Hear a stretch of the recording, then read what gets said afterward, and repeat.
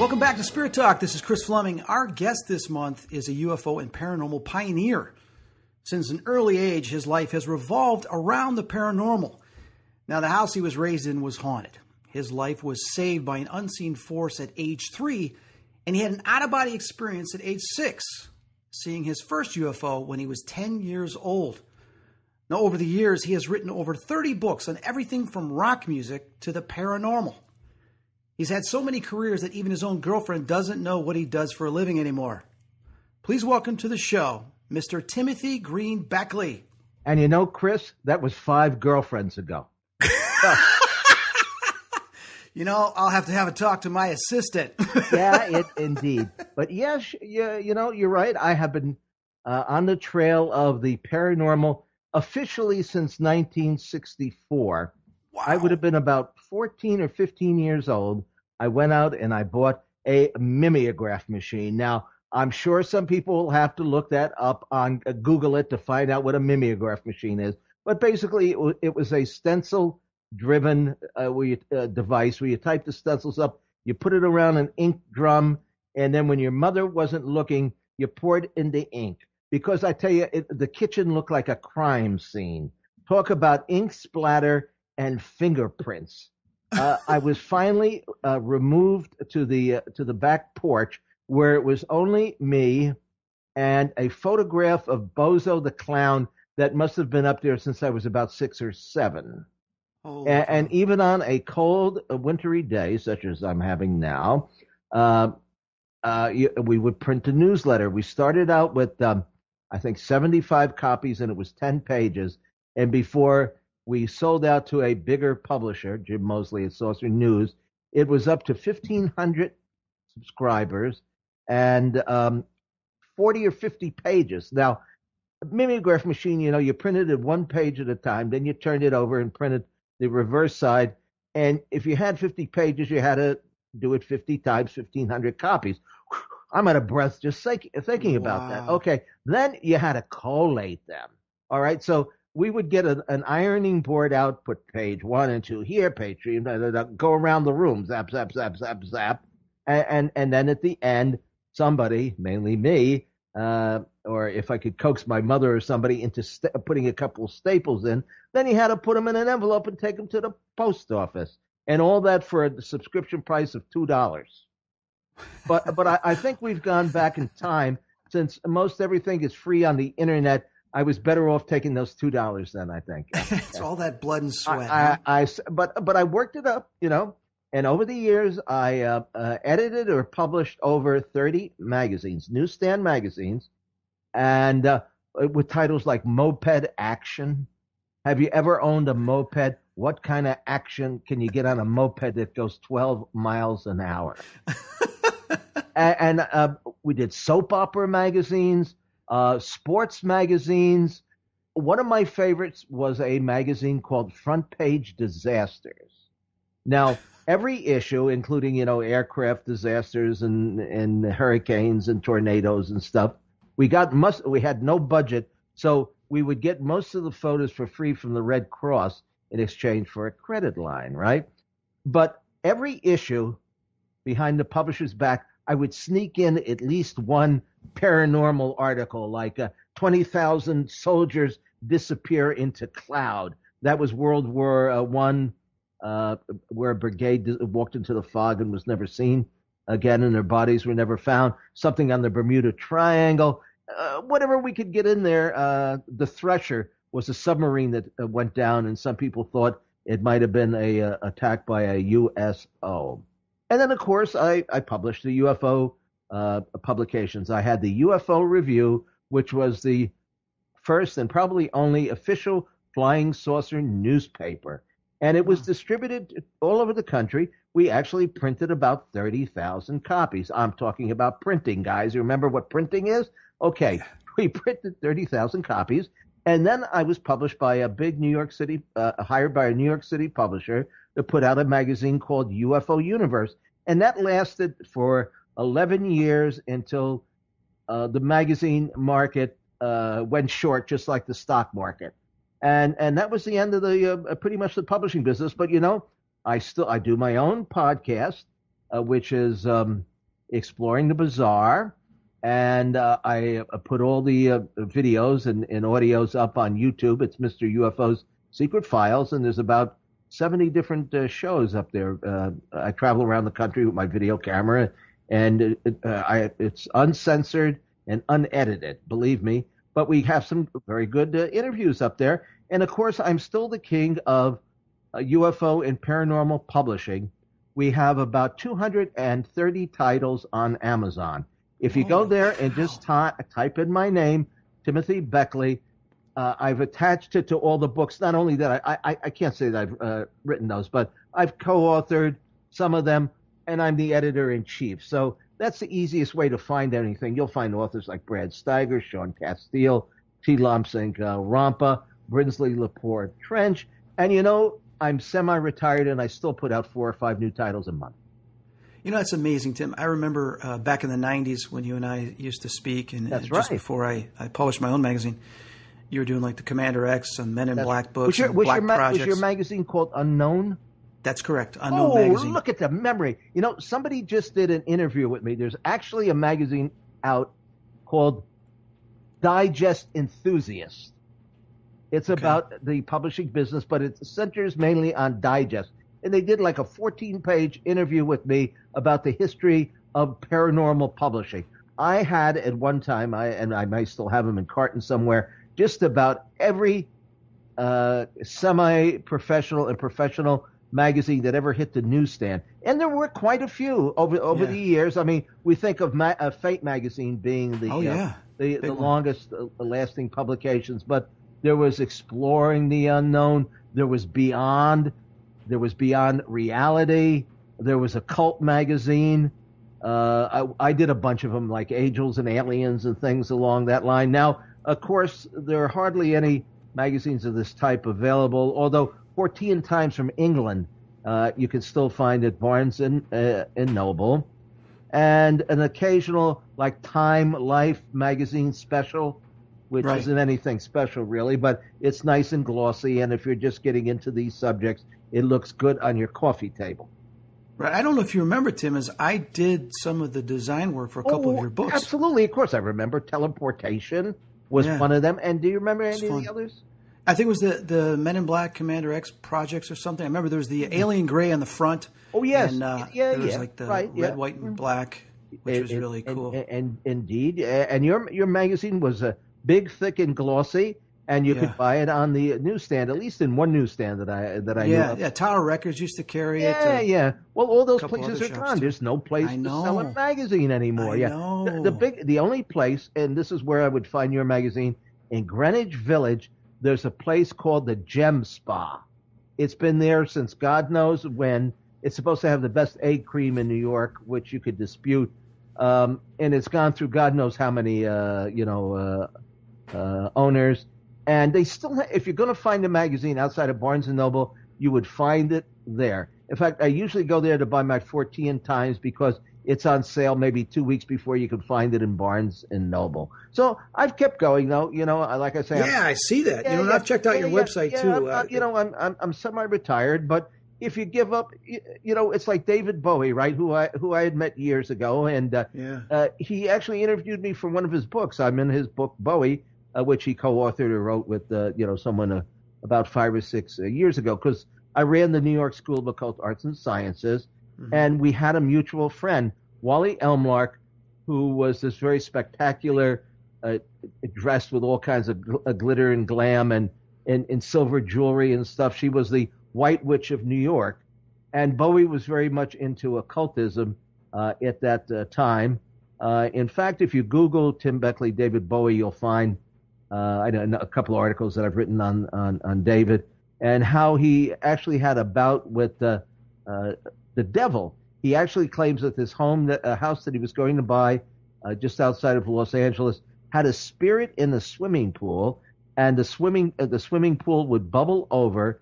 And my friend Wally did a ritual, to get rid of the demon. But the outline of this satanic type figure with horns was the shadow of it or silhouette always remained on the bottom of the swimming pool. Oh my God!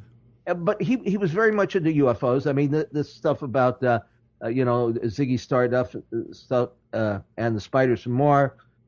I mean, that was something he was really hip on. I mean, he really enjoyed the occult and metaphysics, and he was a very intelligent and obviously very, very creative individual. And God bless his soul. He brought a lot of joy to a lot of people, and I guess he's back on the mothership with Mark Bolan and Jimi Hendrix, and they're all gearing up for some great cosmic event. There you go.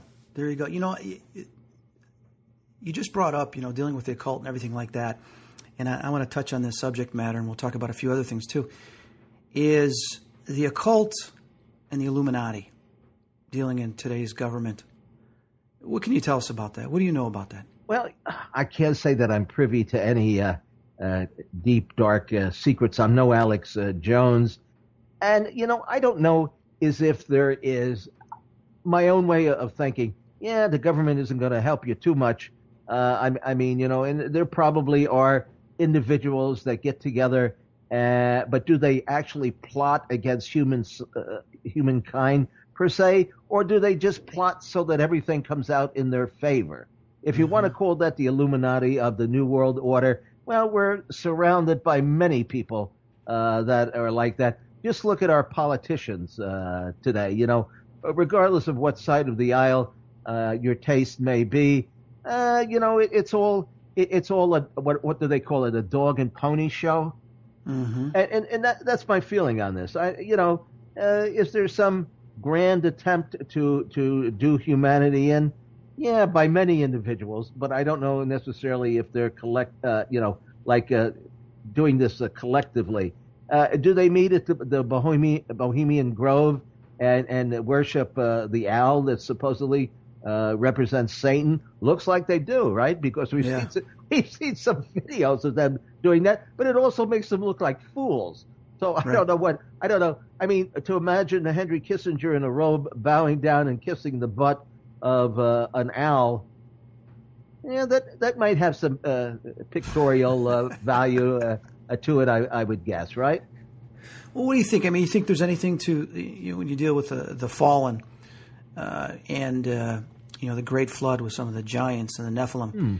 You think any of them have become like gods or worshipped like gods and might be giving power to any of these political figures? That's again, you would be speculating.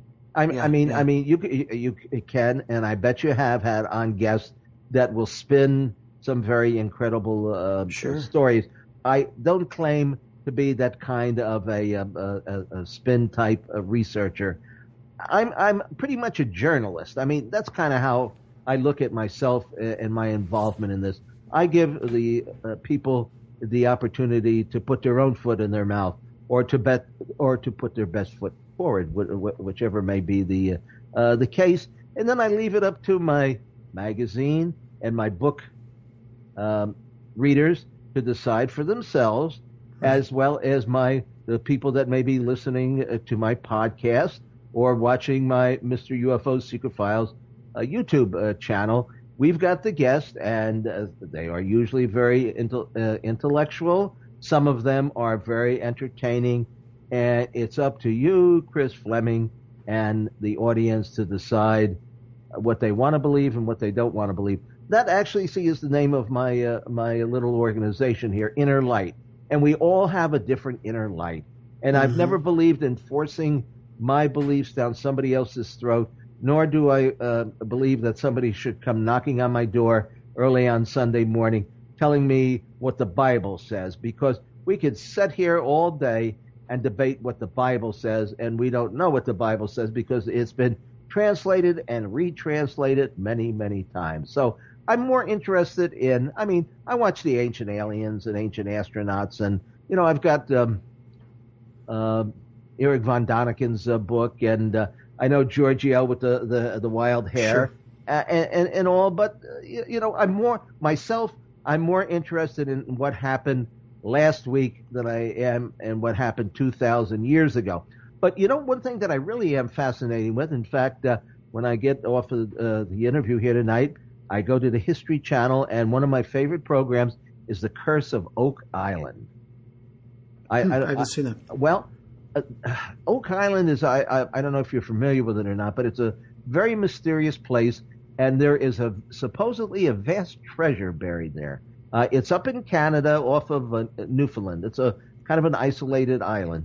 Going back about 250 or 275 years ago, three young boys, I guess they maybe were in their young teens, were out in a little a boat of some sort, a rowboat or something, and they happened to be passing the island just after dusk, and they saw these mysterious flashing lights off in the distance. So they went back the next day, and where they thought they saw the lights, there was some sort of indention in the ground. And they started digging, and they were convinced that a buried treasure of some sort was there. Now, over 2.5 centuries, God knows how many treasure hunters have dug on that spot. In fact, Chris, they've dug up the whole island. There's hardly anything left of it. I mean, starting around 1860 or so, they brought in all kinds of, shovels and plows, and they dug up what they called the money pit, which was this original spot, and they thought that they were getting closer to finding the treasure. They drilled down, and when they brought up the drill bits, they found coconut, the remains of coconut in it. Well, of course, you can't find coconut. You got to go to the Caribbean, not to Newfoundland, to find bits of coconut. So they thought, this proves that there's pirate treasure there. Well, they got down further and further and further, and they even came across, I don't know what they thought was maybe a chest or something, but suddenly the water rushed in from like 3 or 4 different venues and totally flooded the money pit. Wow. And so for over 200 years, people have been digging on the island, trying to get to the bottom of the mystery of what's buried there. Now, some people think Francis Bacon came over because he was really Shakespeare and he buried some lost sonnets there. Other people think, well, one of the big beliefs is that the Ark of the Templars brought over the Holy Grail and the Ark of the Covenant. Other people think, well, it's Captain Kidd's treasure. There's all kinds of theories. And if you watch this show, they managed to bring in just about every occult and weird aspect that you can think of it. They even went off to Roslyn Chapel in Rendlesham, where they think that they found, some evidence that there's a tie-in between Rendlesham and Roslyn Chapel and the Oak Island mystery. So it goes on, but the History Channel has had this on for 3 years now, and every week they think they're getting closer to the treasure, but something always happens. And the legend is that there's a curse on the treasure, and that 7 will die before the treasure is found. And so far, 6 have died trying to get to the bottom of the mystery. So anyway, that's kind of... Well, it makes you want to be on that show and be the 7th person, huh? Come on. Yeah, indeed. Let's go on a little expedition there. Well, I've got a theory that nobody else has brought up. I think there's a good chance that there's an alien buried there. Now, that may sound a little bit far-fetched, but remember the first thing that the youth found when they were rowing around the island. They observed these 3 or 4 mysterious lights over what later turned out to be the money pit. So it could have been that they were burying an alien there. I don't know. I mean, it's as good as a guess as anybody else has had, and I'll go along for that, and maybe I'll be on the show. Well, speaking of aliens, Let me ask you this. I mean, over the years, you've covered a lot of journalism, investigations, and people you've talked to in dealing with aliens. Mm-hmm. Are there aliens secretly working with our government? I don't see the vast majority of this phenomena, what we call the UFO phenomena, is paranormal in nature. When I was a youth with my mimeograph machine chugging out those pages, the publication was called the Interplanetary News Service Report. And everybody was into the ETH, extraterrestrial hypothesis. Well, as the years have gone by, it seems folly to accept this theory. Now, our favorite ufologist, Stanton Friedman, of course, is still very steadfast that these are nuts and bolts craft that crashed at Roswell, that they're little alien beings that have landed here. And the phenomena can be explained in terms of spaceships, from outside the solar system. I say, look at the reports, look at the content of all the sightings and observations. The aliens would have to be totally crazy. I mean, nothing fits into the pattern of astronauts from outer space. Now, I realize that somebody from another planet is not going to behave like Tim Beckley or Chris Fleming. Boy, and if we landed on some other planet, they might think perhaps we're a little strange. Okay, but the stuff is bizarre. Come on, Chris, you've published enough on this subject and read enough on it to know that most of the things that take place, I always say, what takes place at a UFO landing site can also take place, and often does, inside of a haunted house or at a seance. Yeah, I don't know, Tim. I've seen some crazy shit in the last couple of years. And what have you seen? The most recent was about a year ago. I was coming back from a dinner with my stepdad, and we had been in conversations when he was a pilot in Albuquerque, New Mexico. He used to fly reconnaissance missions. He fought in the Korean War, and while he was in Albuquerque, they used to be scrambled to go up in the air because they would catch stuff on radar, and they would chase these lights, which we've come to call Foo Fighters. And he told me how fast these lights would go. They'd never seen anything like it, where it would be in front of them, then behind them. He did have one experience too when he was a pilot for 30 years for TWA Airlines. He had a light that appeared in front of the cockpit, and then he said within seconds it went 100 miles. And they already tracked it on, and they tracked it on radar as well. He didn't want to make a report, so he believes definitely that these are not from our technology, that these are UFOs. Well, anyway, as we were done with that conversation, I decided to head home. It was almost 9 p.m. I was going into my subdivision in the northwest suburbs of Illinois. Something caught my eye to the right, which was a bright white light. It was not a light that would emanate the type of rays of light we would see from a light bulb, so to speak. It seemed like it was internally glowing, as if it had an internal glow system. As this thing was perfectly moving horizontally at a very weird pace, I watched this and I ended up stopping, going, what the hell is that? That's not a plane. And as I'm watching this, I'm thinking, is it a helicopter? No, there's no blinking lights, nothing. It continued to glow no matter what it did. It went in a straight line. Then what caught my eye was to the far left. Up above was this spinning.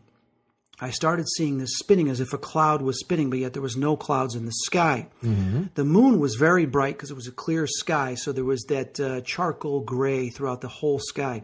Well, as this thing started to spin, there started to be this like a cyan color that was occurring, as if something was opening up like an inverted funnel. I started watching this, and in the corner of my right eye, far right peripheral vision, I'm seeing this thing still coming, moving at a perfect horizontal plane. And as it starts to come underneath this thing, it goes up at a 90-degree angle. As I'm watching this thing spin, it starts to get lightning bolts. If there's lightning bolts going out around it, is this some type of electrical discharge? It opens up like an inverted funnel. This object, this glowing object, goes right into it. And what I noticed is, I always pay attention to details, is as this glowing, it was almost egg-shaped, starts to go into this funnel, it illuminated the inside of the funnel, which was telling me that there was obviously a cavity to this that it was going into. Also, when the light bounced off the inside of the funnel, it bounced back onto this object. Now I could see a ring that was around this egg-shaped object. As it went in to this funnel, the cyan turned to a magenta, a bright magenta color, and the sparks and electricity increased. As this thing disappeared into the funnel, it slowly started to stop spinning. The magenta went back to cyan. The electrical discharges calmed down, and then all of a sudden it was like, and it was gone. I sat there going, I could not believe that I saw this. Didn't know exactly what. First thing that pops into my head, okay, was this like some mothership? Was this, what the hell was this? I realized, okay, what time is it? What time is it? And I looked at my watch, pulled up into my driveway. I said, okay, it's 9 o'clock. It's 9 o'clock. I get into the house, and it's right around 9:15. And I'm sitting there thinking about this. It's a Friday night. Next thing you know, I don't think about it anymore until Sunday morning when I wake up. I'm in my bed going, oh my God, I saw something Friday night. So I jumped out of my bed, went online, started Googling. Lo and behold, what I discovered, what I believe I saw, was a wormhole.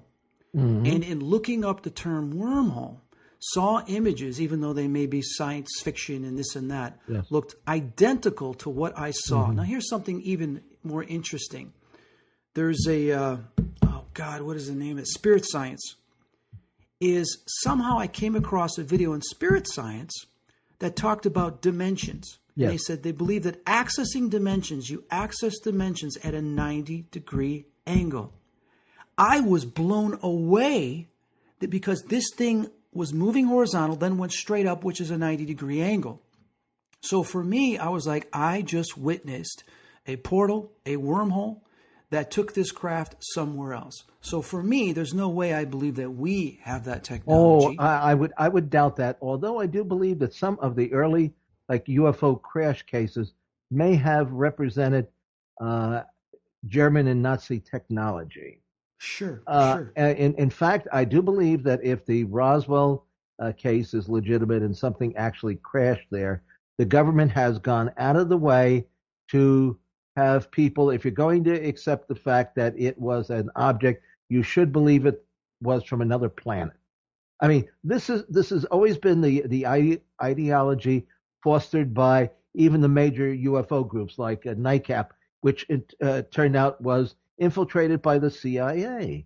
I do believe that under Project Paperclip, that over several thousand German scientists were brought into the United States. They continued to work on projects that had been developed in Germany.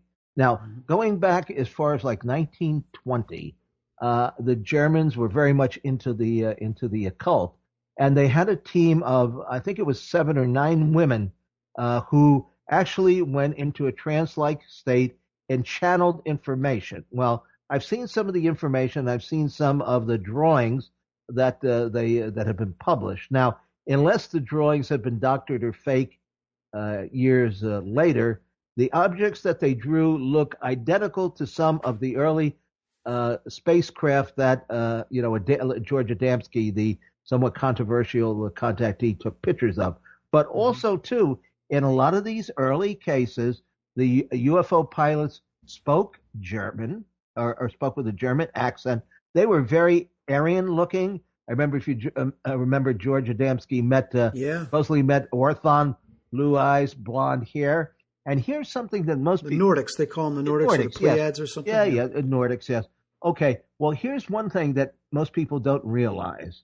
That with Adamski on that particular day when the object landed in the desert in California there, they had plaster Paris cast with them, and this supposed alien, this being named Orthon, left some impressions of his boots in the ground. They took plaster of Paris cast of this, and the photographs and the drawings have been published, including going way back to 1952, I think, when this happened, in the local paper in whatever the closest city was, I think in Arizona. And the impressions in the ground show in the middle of this supposed alien's boot a swastika. Why would a person or an individual or a Nordic from Venus have an imprint of a swastika in its boot? I mean, there's just so many things that point to the fact that at least some of these early sightings were advanced technology of the Germans. And I do believe that the government would rather have, if you got to believe in anything, I believe they would rather have you believe that these are all extraterrestrial and certainly not the work of Nazi criminals that were brought into this country under Project Paperclip. That's my take on this. Now, not all, of course not. You can't define UFOs as any one given thing. See, That's what throws people off the track. They think of, well, some UFOs, are portals to another dimension. Some may be time travelers. Some may be from outer space. Some people see them as a religious miracle, such as in the case of Fatima. Well, they are all of the above, right? Because I agree. UFO simply means unidentified. It's not black or white. There's so many different things. There's so many different shades of, pardon the expression, gray here. That it's really high. Nobody, people say disclosure. Well, how could anybody, Obama or Hillary Clinton, get on TV on the 6 o'clock news and say, "Psst, the aliens are here"?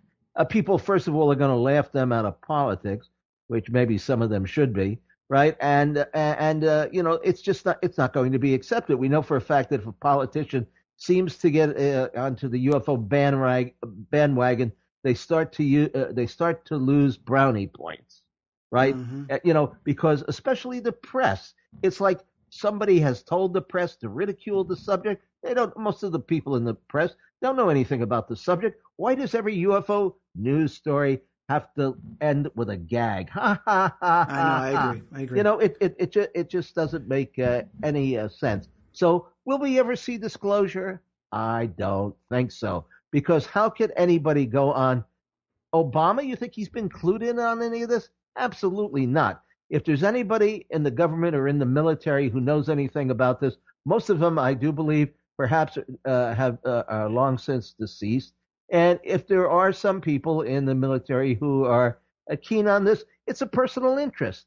And I believe if you took a survey of 100 and let's say 200 people in the military or in the government, if you could promise them that it would not go on the public record, because they'd all say, oh, UFO is nonsense. But if you promise, that you wouldn't publish their names and their backgrounds, you would find that probably the belief structure is identical to what it is in the general general public. So, do you believe that extraterrestrials exist or not? Well, I don't know. I have no proof that they do. I have no proof that they don't.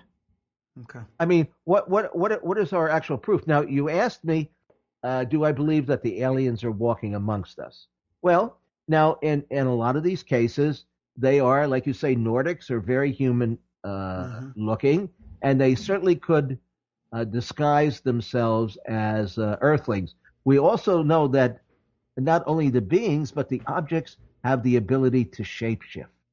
Well, for 1 minute, it's a reptilians, the draconians, yeah. Well, I don't even know. I'm talking about even the objects. I've had people tell me, well, it started out as a little ball, and then all of a sudden it was football shaped or cigar shaped or something along that line. And I remember one of my favorite abduction stories was told to me, and the fellow was hypnotized by Dr. Leo Sprinkle at the University of Wyoming. His name was Carl Higdon. And Carl Higdon worked in the oil industry in Wyoming, and he had the day off to go hunting. So he took his pickup truck, 4x4, whatever, Bigfoot, whatever they call these things, right, out with him and parked his vehicle on the grassy knoll. He got out of his vehicle with his rifle and saw some elk off in the distance. He picked up his rifle, went to take a shot at one of these beautiful, large animals, and the bullet came out in slow motion and seemed to have hit some sort of invisible barrier, because they later found the casing to the bullet or the shell itself or whatever twisted inside out. Now, before too long, he saw outside of this square-shaped object, which he said was very small. It couldn't have been more than 30 feet square in all directions, right? He saw this man or being look kind of like a punk rocker with hair sticking up, like straw hair or something, very thin. Okay. Before he knew what was happening, he was inside the craft, or this is what Carl claims at least. And inside the craft, it was much larger than this little 30 by 30 cube on the ground. And how he knew that is that some of the elk that he had been hunting were inside the vehicle.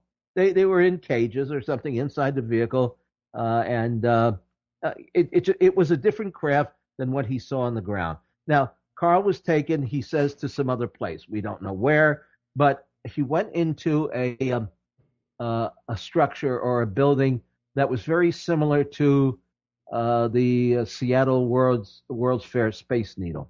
And when he got to the top, they put him on some sort of device, kind of like a scale or something, and he felt like they were probing his body. I mean, there was no actual insertion of anything like that, but a scan.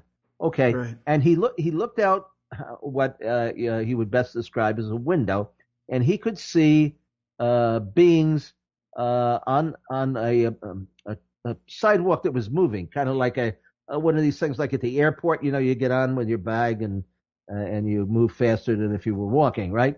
Well, some of the people on this contraption were the little aliens with the stuck up hair like punk rockers, and some of them were human looking. It seemed to be a cross between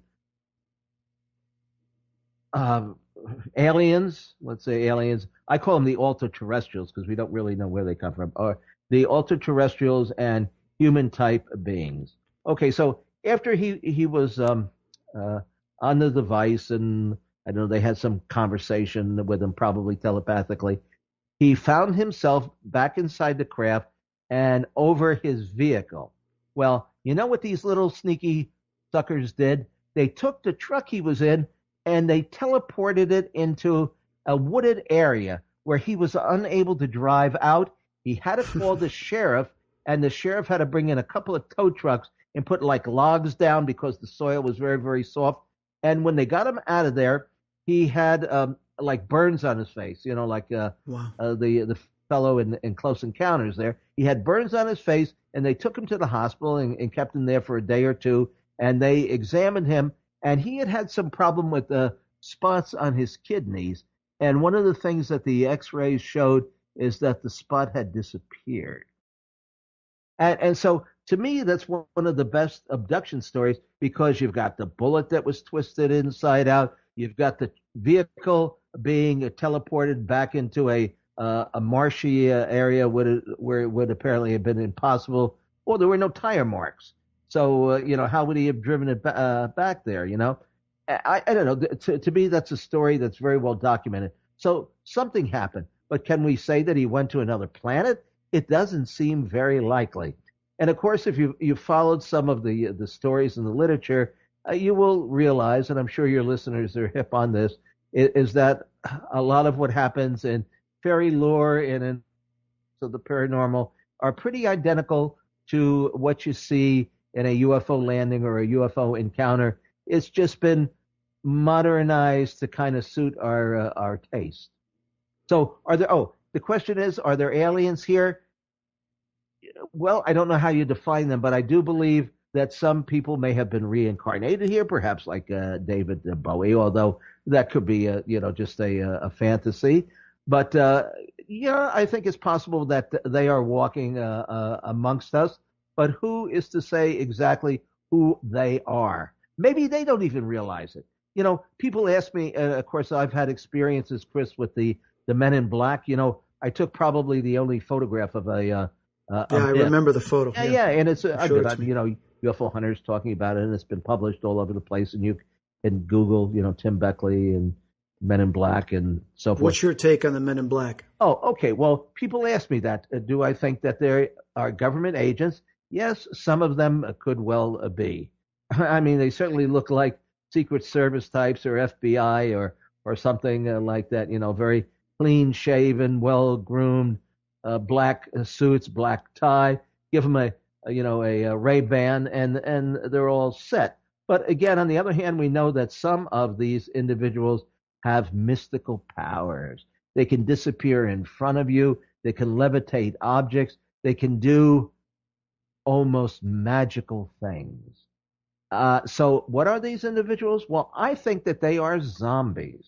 I think that they are being controlled by the entities behind the UFOs. But the entities don't have to appear in public. because maybe they can't even take on human form, but they can get people who are weak-willed and weak-minded to do their bidding, just like in the zombie movies from the 1930s, right? I'm not talking about the kind that eat brains, but the kind that Boris Karloff was always, being attacked by. What about the theory that they're hybrids or something like that? Robots or hybrids, or that's a possibility. But my idea is that they are mind control human beings, and they try to silence somebody, or they have these magical powers for a while, and they seem strange because somebody is controlling them. Then all of a sudden, boom, the spell is broken, and they go about their lives, and they have no memory of this whatsoever. That's my take on it. Hey, it's a different theory, and if I believe that an alien is buried at the island there in Canada, Oak Island, I believe that there are aliens amongst us, but and the MIB are real. But it's not. It's like a magic trick. What you see is not necessarily what it is. Yeah, well, that goes into also the stories of the Mast Memories, how they control the mind, and they can make you think you see one thing while you're actually something else is occurring. Well, I remember my friend John Keel, the late John Keel, of course, who wrote Mothman Prophecies. He told me that he had an experience in, I think it was the Sudan, not very good, Aswan Dam or something like that. He was there with 9 individuals, and there was what he said to him appeared to be a Saturn-shaped object. In other words, basically a ball with a rim in the middle. Yet later on, when he talked to some of the people that were there with him, a couple of them claimed they never saw anything at all, and some of the other people described a totally different object. And this we've found in a number of UFO cases as well. Now, I don't know as if that's necessarily too much different than somebody witnessing a crime and then coming back and reporting it, and they give you a different take than the next person, or they give you a different description. There may be some of that, but the UFOs do have seem to have the ability to mesmerize, and that's what they've been doing for years. So the only way we're ever going to have disclosure is when whoever they are, decides that it's time for us to know. And maybe they don't want us to know. Come on, Chris, if you were an alien, whether you're from the future or from another star system, would you land here? Donald Trump wants to send, all the Mexicans over the wall. We're too primitive. We're so primitive. We'll shoot first and ask questions later. Oh my goodness, they would see an attack coming. Remember Ronald Reagan said that the only way we can get the world to unite is if there was a threat by aliens. And then some of these Alex Jones type people think that everything that happens is a false flag, that the government is behind, all of this, and they're going to fake a UFO landing. Yeah, I've heard that. Yeah. You got all kinds of theories. And what I started to say before, if the president went on TV, you know what he should say? Make up your own mind. Go to Amazon, go to the library, order a book by Tim Beckley or Chris Fleming, and decide for yourself, because you have the ability to know as much as anyone else. And what if you watch Jimmy Kimmel, right? What does Bill Clinton and even Obama said? If I told you, they'd have to kill me or something. They're not let in on any secrets either, because I don't think the vast majority of people in the military have any information on this, because we don't have too much. They probably have. Maybe, I don't know, obviously, if there are some bodies, they might have a body or two hidden away. But what does even a body prove? Is a body, does it have something stamped on their forehead that says, from Mars? Well, or what? How? We don't know if they're interdimensional. We don't know if they're... No, absolutely. But, for me personally, my own belief system with my own experiences, and not any that I want to retell here on the show, I firmly believe aliens exist. And I believe there's all different types of species, multidimensional, different planets, you want to name it. There is no limitation. No different than we have so many different types of species of animals on this planet, as well as different races of humans. Why would that be limited to Earth? Yes, especially absolutely. as primitive as we are. I'm sure there has to be other intelligence. Primitive. But then also, Beyond you talk primitive. about time travel. Why wouldn't our future selves be coming back and visiting us as well? Not just, these aliens. There's many possibilities, like you suggested earlier. So after doing this for 50 years, investigating this for 50 plus years, people ask me, what do I know about UFOs? And all I can really tell them for sure is that they are unidentified. And that's the truth. I don't know if there ever will be an answer to this, because they come and go at their own pace. And if they want us to know, even if they got on TV, Chris, and made a statement, we're from, Neptune or Uranus or Pluto or something, how could we believe them? Well, it's interesting. I used to work for a company called Advo Incorporated. We were a direct mail marketing company, one of the largest in the nations. And I was the art director and then creative director there. We had a special luncheon banquet, and they had Jim Lovell there because the movie had come out with Tom Hanks where they went out into space. What was it, Apollo 13 or something? And he had published a book, Jim Lovell, and he was an astronaut, for those that don't know. He'd been out in space. Someone, and I forget the girl's name, but I remember who she is. She raised her hand and says, "Hey, do you believe in UFOs?" And he looked around the crowd, and he says, "No." And everybody's like, "Oh." He goes, "Why don't you rephrase the question?" And nobody knew how to rephrase the question. Yes. He goes, "All I can say is everything's been identified." That's all I can say. Uh-huh. Yeah. But what is it? What has it been identified as? I missed my golden opportunity. But no, hang on. But then he said, he goes on and says, he goes, "For any of us to think that creation stops with just us or began with just us, you have not been out in space." He goes, "That's all I can say." Well, I missed my golden opportunity. I was walking down the street in my neighborhood, right off of Park Avenue, and there was a small cluster of people standing on the sidewalk, and lo and behold, directly across the street from us was Bill Clinton.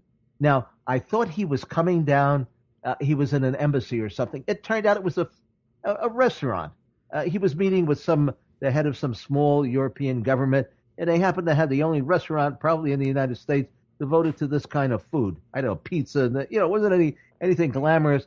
And I looked at him, and he kind of caught my eye, and I should have said, "Bill, tell us what you know about UFOs." And I'm sure it would have garnered a laugh from him, and probably the people in the street would have looked at me as if I was out of my tree or something, or fallen from the tree. But I missed my golden opportunity, although some people now claim that Hillary, if she's elected, is going to do a seek and find. Well, I think if she wants to put Bill to work, maybe she ought to have him look into the UFOs, because then she can say, well, it's my husband. He's got the right to his own opinion and whatever he wants to believe. Don't let it reflect on my political aspirations or whatever I'm doing. I don't know. But no, not unless there's some big mass landing, and Alex Jones doesn't convince people that it's a watershed or a fake flag. Where it's going to go on like this. UFOs have been around since the beginning of time. They've continued on through the centuries, and they're not going anywhere. And I'm sure we will continue to have every once in a blue moon some spectacular sighting. I remember a couple of years ago, the subject was pretty dead. You didn't hear anything about it. Then all of a sudden, the O'Hare Airport, talk about Chicago, event came into play. And I think the guy who wrote the story, didn't he get something like 500,000 emails or something like that? But then it quieted down after that. And now it's all on YouTube, lights in the sky, and they don't really prove a thing. Some of them, of course, are special effects, and that apparently is pretty good, pretty easy to do by some of those YouTube videos by Photoshop, which leaves me out. But but you it's a possibility because you're pretty good You can take a look and you can identify. I mean, there's some really good ones out there, and some of them are just CGI artists that are trying to get a job. Like the one over the palm tree that was either put in the Caribbean or then it ended up in Haiti. It's a good, and I know kids, teenagers in their young 20s and all, they do some fabulous stuff. I mean, they could be making science fiction, movies, and some of them are. And it's people always said, like with the alien autopsy, oh, look at that alien. It can't possibly be fake because it would be so expensive to make an alien like that. Nonsense. Chris, when I was making movies as Mr. Creepo, and you can find some of my stuff still on the internet, usually pirated, but as Mr. Creepo, I was looking for aliens and special effects, and I visited many a young teenager, in their late teens. Their basements were loaded with aliens. Much better than the alien autopsy fake little guy. Much, much better. And done with no budget whatsoever. Just with their creative little hands. And some really wonderful stuff. And it's too bad that a lot of this is still sitting in the basement of people that I knew back 20 years ago. The aliens are collecting dust. Yeah. Tim, tell us about your latest books. You've got Spooky Treasure Troves and Dark Seance. Yeah. Dark Seance is about the Davenport brothers. The Davenport brothers lived around 1860 to 1880. They were either the most fabulous mediums that ever existed or the biggest fakes. They would go into a spiritualist cabinet. The doors would be closed. Their hands would be tightly bound. Musical instruments would be put inside the cabinet, and all of a sudden, the musical instruments started flying around the room. And so everybody thought, well, somehow, they managed to get out of their chains or ropes or whatever. And people would open the doors to the cabinets, and there they were, still bound together. And of course, there were visions associated with it and voices, and they traveled all over the world. And one of the interesting things is they were persecuted in some of the places where they traveled. Just like today, you have fundamentalists that are against all of this. In those days, too, there were people that tried to prove them a fake, and they were even mugged a couple of times and almost shot in the street and had to flee England, I think. So that's a historical case. If you're into spiritualism or something a little different, Dark Seance about the Davenport brothers is worth reading. And they make a good movie too, Oh, absolutely, or a series on Netflix or something like that, because there's so many individual episodes. And then the other one is Spooky Treasure Trove. But the best thing to do is go to Amazon.com, type in my name, Timothy Beckley, Beckley, and 200 books will show up, and pick something. I had a fire in my apartment, so I have suitcase and Kindle and cell phone in hand. Just order a book. Yeah, there you go. I need it now. And if you want something for free, go to Mr. UFO's Secret Files on the YouTube channel, and you'll find all my shows from Exploring the Bizarre, my weekly program that I do on the KCOR radio network. And it's a fabulous show with co-host Tim Schwartz. And we've got some great guests. I do my show a little bit differently. I like panel discussions. Like this week coming up, we've got UFOs, East Coast versus West Coast, with Cheryl and Preston Dennett talking about the difference or maybe similarities between UFO events. Cheryl Costa and Preston Dennett, difference between East Coast UFO sightings and West Coast UFO sightings, or maybe the similarity of it. And we get a little debate going. We don't mind a little bit of controversy. And then I got Whitley Schreiber coming up on the show, wonderful. and we get some good guests. Word is getting out. I tell people, Art Bell is off the air, so you don't have him to listen to. If you don't like some of the political shows that the Coast to Coast, has gotten more into doing, and George Norrie is still great, and I love being on the program. Tune into our show and your show. In fact, I'm working on a book on how to put together a good podcast, because there are how many people are doing podcasts now. It's amazing, right? You just can't imagine. But if you're going to do it right. let's have some good quality. It costs you an extra $50 to put together a good show, as opposed to doing it on Blog Talk or something like that. I mean, it's just, you got to put some muscle and effort into it. Although otherwise, you're going to be like most of these podcasters. You'll be dust in the wind in a month. Oh, absolutely. Yep. I can't believe I'm still going. But you know what? I love it. And some of the guests, such as yourself, I haven't talked to you in so many years. Oh, yeah. Have some great guests on. I've had Whitley Strieber on. Yeah. I've had, Daniel Brinkley and, all these people. And it's great to talk and hear their side of the story. Well, Chris, I decided I've done over 1,000. I'm the king of all unpaid media. I've done...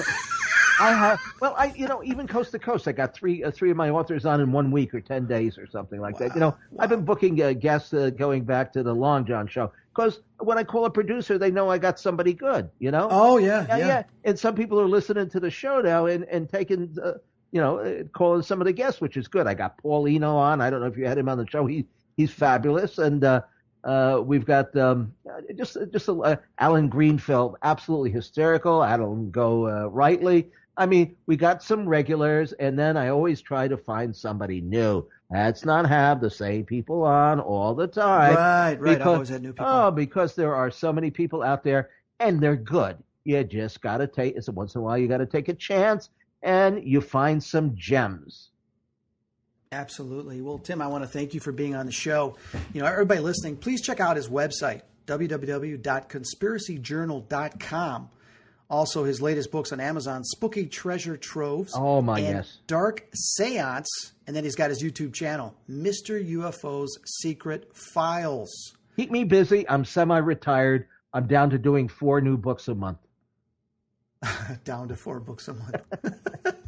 Well, we crank them out more than anybody else. Well, we've got a good cast of people that help me: Tim Schwartz and Sean Castile and William Kern, and we're all in there. And I do it like a magazine. See, my background was magazine publishing for 40, 50 years, so I put together a book like it's a magazine. Hey guys, this is what I'm doing. What do you got to contribute to it? You sure do. Thank you once again for being on the show. This is Chris Fleming and Mr. Timothy Green Beckley, known as Mr. UFO. Thanks for listening.